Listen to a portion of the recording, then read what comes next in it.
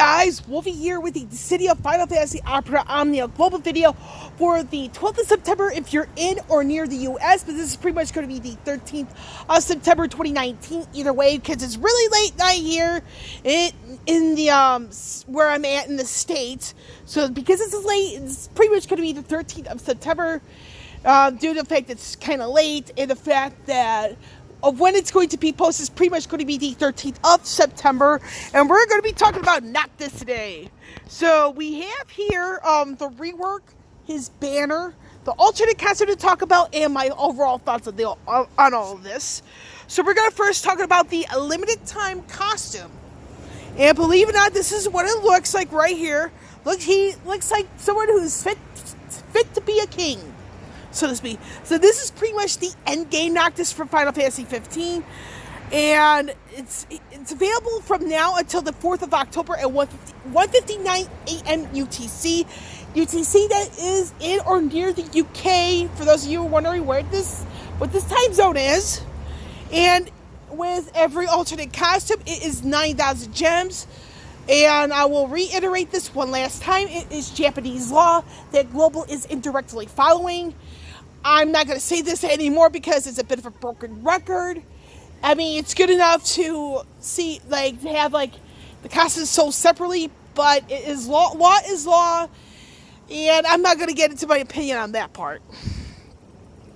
But anyway, we're going to go into the rework itself for Noctis.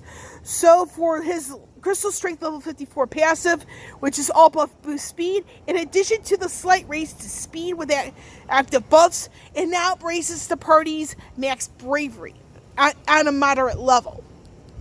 With the Crystal Strength level 55 passive, which is Shooting Star extension, this is what happens here. This has the point blank warp. This is in frame. This is lowers defense. All this good stuff you see here. You want to take a screenshot of it, pause it, all that good stuff.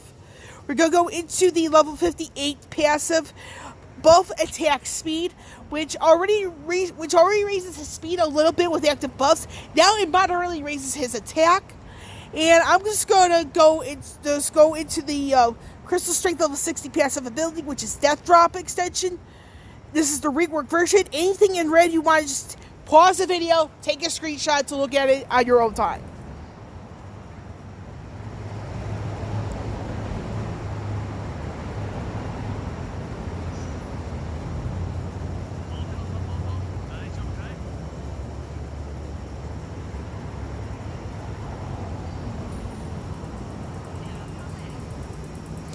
Now with this Lost Chapter banner, it's the same as before, no changes at all.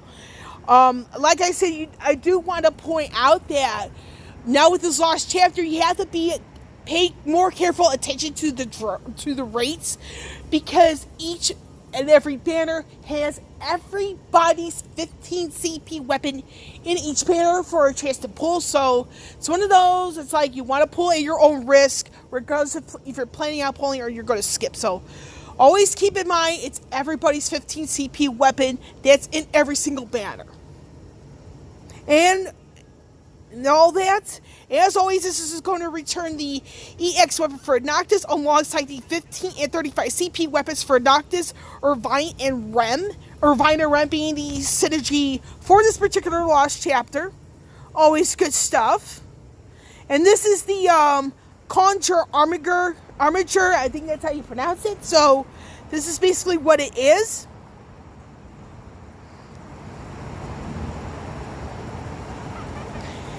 And we're going to go straight into the Lost Chapter itself, and then I'm going to end this video with not only my overall thoughts on Noctis, whether or not I'll be pulling, and the whole thing with the whole Noctis and Paine debate.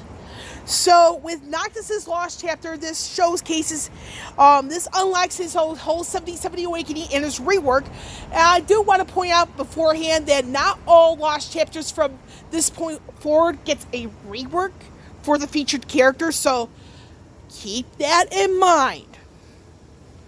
So we have here for the limited time missions, we have here the High Black Crystals, which is the tier 5, alongside the High Black Shards, which is tier 4, to get Noctis to where you want him to be, regardless if it's 61, level 70, or 63, whatever.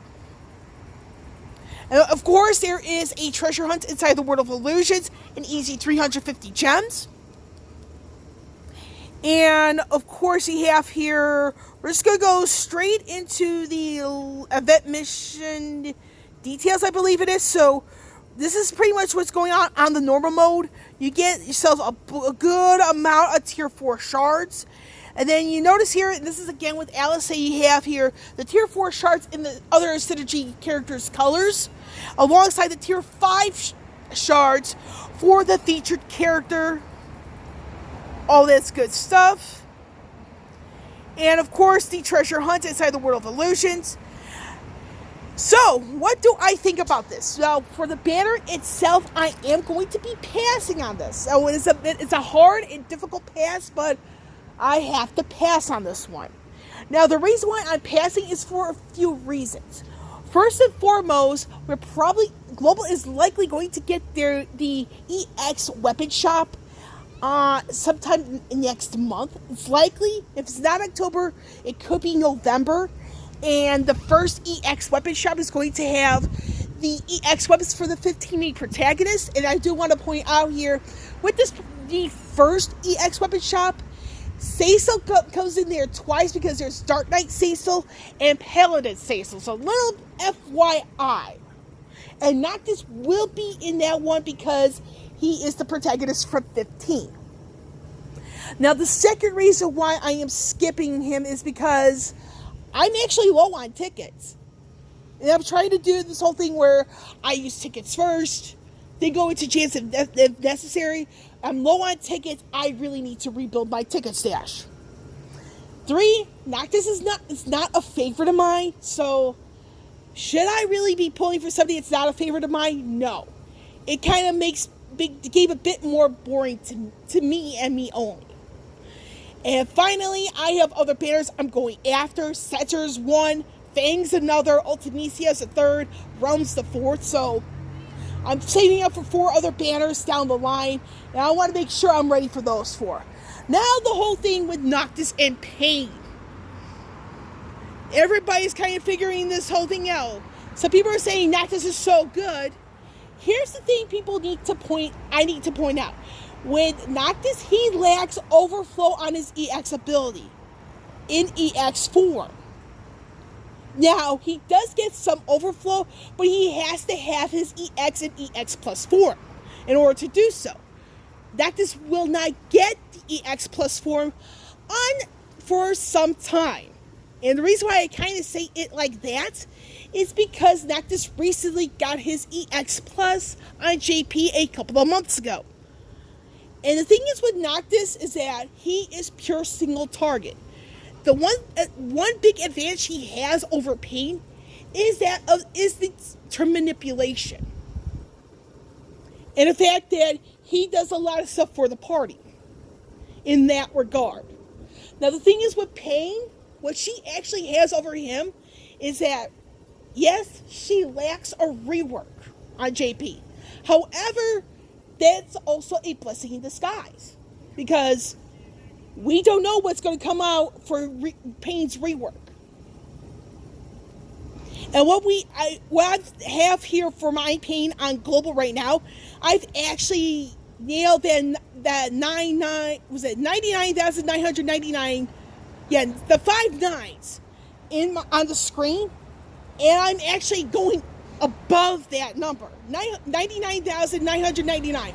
I'm going above that number. I Paine twice, and the way I managed to set it up, I do have a couple of videos. One super short on purpose, another one with the fight. So it's one of those. It's like if you have Paine set up the correct way, Paine actually outdoes Noctis in damage. And the thing is with Paine's EX ability, it hits everybody. And the thing is, Paine, I was inspired by Met's play in his video on a Lost Chapter that Global has yet to get. And man, it's just like, I really wanted to go after Paine. And Paine has not let me down. So it's one of those, it's like, do you want somebody who could do like single target damage like in 2 ways, but has a way to hit everybody, or you want somebody that's true single target but can turn manipulation and do have like a way to get everybody in a pseudo sense, if that makes any, and that is comprehensible.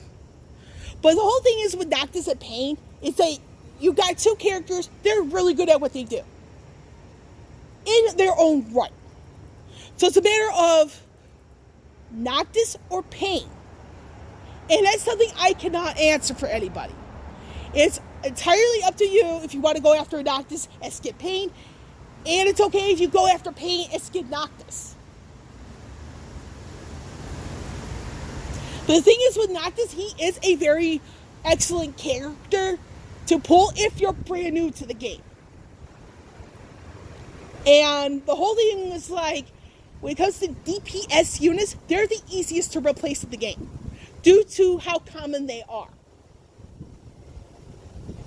And to end this video, I'm just going to say this. Pull for who you want. If it's meta, it's all gravy. If it's not meta, it's all gravy. Play the game your way. And that's where I'm going to end this video. With Wolvie here, signing off. I will catch you all on the flip side.